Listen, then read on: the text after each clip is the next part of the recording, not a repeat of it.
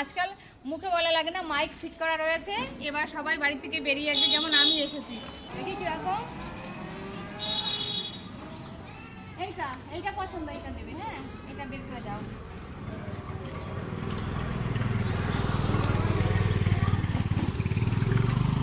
কত করে দাম?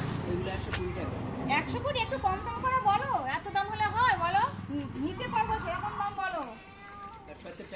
70 টাকা? ঠিক আছে, এই না, রেখে দাও। অনেকদিন ধরে ভাবছি একটা ঝাড়ু কিনবো, কিন্তু এই মাইকে যদি না বলতো আমি ঘর থেকে শুনতে পেতাম না। আমি তো কত চলে যায়, ধরতে পারি না, তাই জন্য ছুটে এলাম নেওয়ার জন্য।